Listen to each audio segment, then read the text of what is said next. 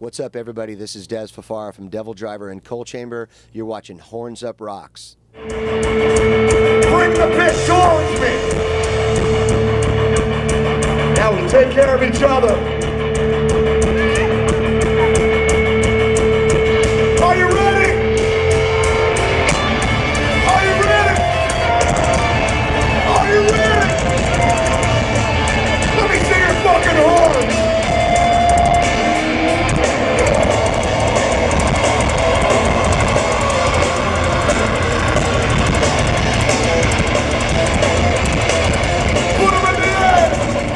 Once again, I want to welcome Dez to Horns Up Rocks. How are you, Dez? I'm doing good, man. How you doing today? I'm good. First of all, I want to commend you because you're one of the strongest men in the business, especially in the last 2 years with everything you faced from your bandmates suffering illnesses, and now I know your sister's going through a very serious illness. How is she doing, by the way? Thank you for asking. Family is so important. She's doing okay. I mean, she's got a lot of family around her and a lot of prayers, and the song that I did for her has been raising some money, so taking care of some of the bills that the insurance wasn't paying, but thanks for asking. And people can find that song right now all over your websites, right? Yeah, go to DezFafara.com. It'll take you directly to Carrie's Corner. That's my sister. And you can donate $2.50 or whatever you want and get the song that I did for her, yeah. And how inspirational are those, very, very tough moments in your life being from the next record, the next DevilDriver record?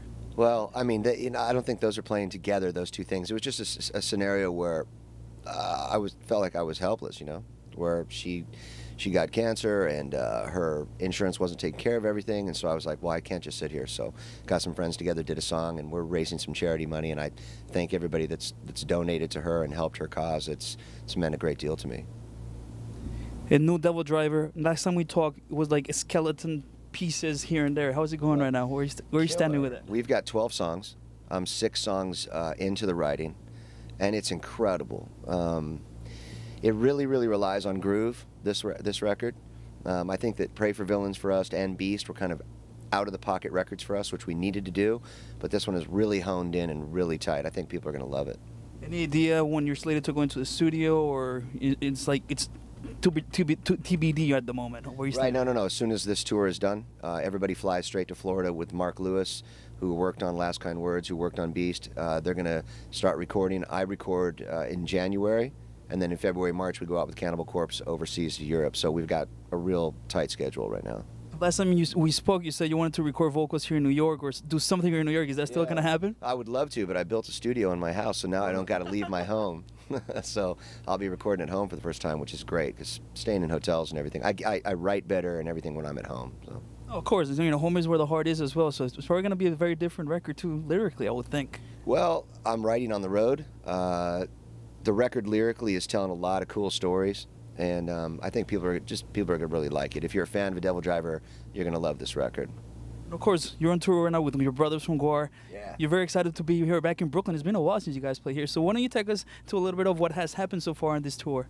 Well, we're only about 4 or 5 shows in, but everybody's good friends. I mean, we've known the Cancer Bats for a long time. We've known GWAR forever, and it's been a really fun run so far. Now we're in Brooklyn tonight. Of course, this is going to be an off-the-hook night. Everybody was up early in anticipation of this one, and I'm just looking forward to a good show. And how did the whole reunion with your brothers from Coal Chamber, your brothers and sister, how did that go? Because I know last time we spoke, you were about to do it. You were very excited to do it. How did it all go, like the first jam moment? How was that for you guys? Went great. I mean, actually, the rehearsals, man, I was smiling so much that my cheeks were killing me. So it's mostly just laughing, getting back together, and having a good time, reminiscing about the past. But the shows in Australia went great. The shows in South America went absolutely off the hook. And I don't know what we're going to do yet. We've been talking about doing all sorts of other things. Should we do the U.S.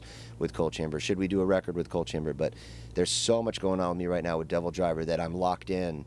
So you just got to really play it by ear. Coal Chamber's kind of like a fine woman. You got to date her for a minute, see how she's going to do, take her out. You know what I mean? That's really what's going on with that right now. One thing from the first time we spoke that really sticks to me is when you were mentioning how you pretty much decided to leave that band behind because you wanted to save your friends. Because first and foremost, they're your friends. And it's cool because many years later, now you're kind of reuniting. And of course, the fire's not gone. The musical fire is still there.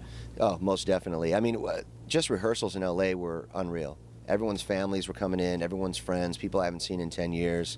It was great to get back together with those guys, to see them to see them clear-headed was absolutely amazing. And the rehearsals went great. The shows were great. Music is all about fun, especially for me.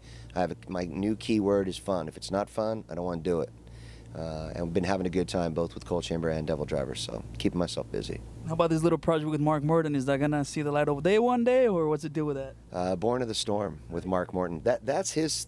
I mean, that's our thing, but he's in charge of that thing. So whenever he wants to release more tracks, or if he wants to do something, he'll call me if he's got time, if I've got time. He has a lot going on with Lamb of God. I've got a lot going on with DevilDriver and Coal Chamber, but he's just a great guy. We're good friends. We like to play music together. So who really knows, you know? Right now, that's on the shelf because we're both so busy. Yeah, that's an understatement. Yeah, it was just fun to jam with him. Just fun to jam with him and do different stuff. And if you haven't heard the Born of the Storm stuff, go just YouTube it and you'll check it out. I'll throw the link on the screen. Yeah, I'm using a different vocal style and everything else too. So it was fun to do. Yeah, you gotta grow as a musician. I mean, for anybody watching now, any young musicians that aspire to one day maybe be in a professional band, what do you think is maybe a few steps, not necessarily like a formula for success, but what are the few steps that they should take no matter what level they're in right now? Rehearse and play shows. That's really what it's all about. I mean, even me, if I'm home for like 2 weeks, I go nuts. So that's how Born of the Storm happened. Is Mark was home, I was home. He started throwing me tracks. I started recording them. That's just how music happens. So rehearse, play shows, get guys or girls, whatever, in your band that actually show up to rehearsal, and will pay for the rehearsal spot and everything else, and just try to make it happen. You know, it's very difficult now with the record companies crumbling the way they are and everything else. You know, but just as an artist, get out in your local area and do your thing. And speaking of the record business, last time we spoke, you were basically finishing your contract with Roadrunner, and now you're with Napalm Records. What prompted the whole decision into the whole switch over, and why Napalm Records? I think it was just time. I think Roadrunner's changing internally, and it was just time. I owe them a great deal over the years, and I thank them. We're still with Roadrunner in Australia and New Zealand as well, but Napalm has a passion for metal. They have a passion for this band. They know the music. They know the songs. When we met with the owner, it was like very clear to me that he liked DevilDriver, and I think DevilDriver could be their flagship. I think Napalm needs a flagship in the United States, and if we come to the table with the right record and they do their job correctly, I think you could see this thing go over the top with them behind it. So I'm pleased to start a new relationship. I mean, it's never a bad thing when you're moving on from something good to something better, you know? No big deal. People are afraid to move on, but it is what it is. Like I said, I appreciate Roadrunner Records, whatever it is, 15, 16 years they gave me. I mean, they did a great deal for my career, obviously, and I have great memories. It's just time to move on, and that's where it is. All right, brother, I want to thank you. Have a great show tonight. Thank you, bro. And hey, everybody watching, please keep helping out the Fafara family. And again, you're such an inspiration for everybody watching, for the strength that you're showing. Keeping, I think the focus and the strength that you've always written about is now it's clearer than ever. You know what I mean? Yeah. Families should be the most important thing, you know. So that's all. Thanks for recognizing. That's awesome. Oh yeah.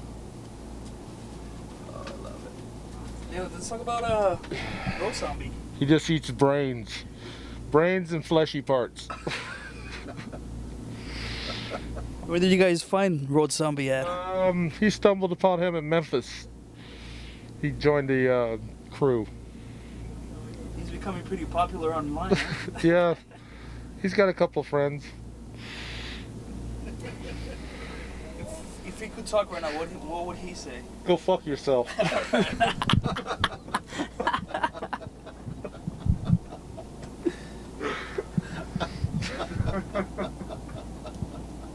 Yeah, that's what he would say. You're watching Horns That Rock. Horns Up Rocks. Horns Up Rock. I can't hear anything.